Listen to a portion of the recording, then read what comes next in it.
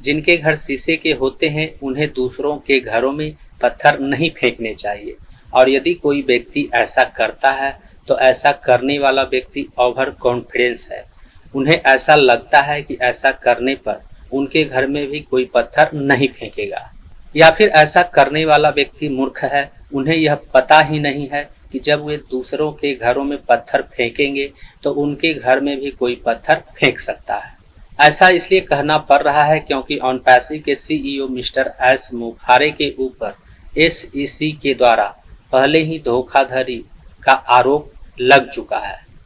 जब किसी व्यक्ति के ऊपर पहली बार धोखाधड़ी और फ्रॉड का आरोप लगता है तो उन्हें कैसा फील होता है यह महसूस किया जा सकता है, और मिस्टर एस मुफारे इस बात को अच्छी तरह से जानते हैं। इसके बावजूद भी उन्होंने मार्टी डिगामो और रॉबिन नोबल के ऊपर आरोप लगाया है।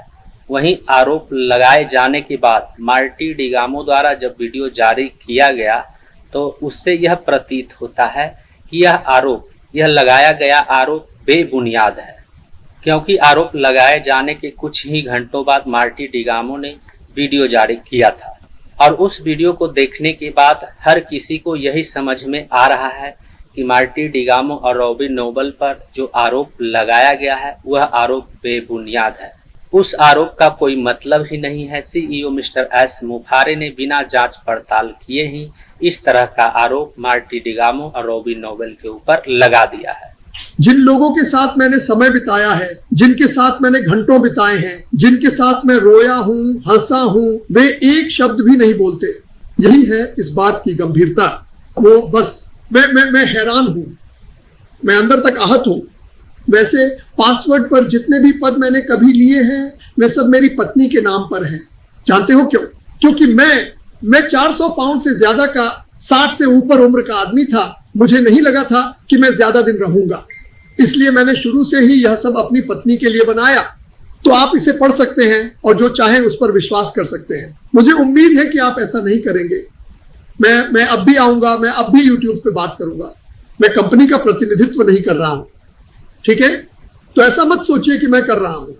मेरे पास कोई अंदरूनी जानकारी नहीं है, जाहिर है, क्योंकि अब मिस्टर मुबारा और उनके परिवार के लिए मैं सबसे नीचे हूं।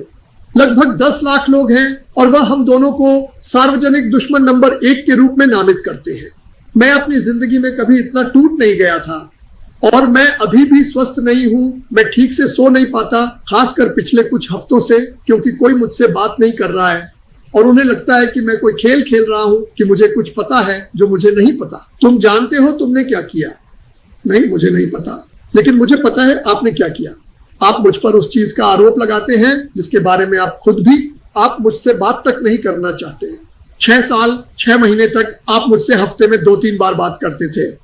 तो वीडियो में आपने देखा कि आरोप लगाए जाने के बाद किस तरह से मार्टी डिगामो टूट चुके हैं। इसके बाद भी उन्होंने वीडियो जारी किया और लोगों को यह बताया कि उन्होंने कुछ नहीं किया है। उनके ऊपर लगाए गए आरोप बेबुनियाद है। उनके द्वारा जारी किया गया इस वीडियो में सच्चाई साफ साफ झलक रहा है। उन्होंने साफ कहा है कि मेरे ऊपर जो आरोप लगाए गए हैं उसके बारे में मुझे कुछ नहीं पता है।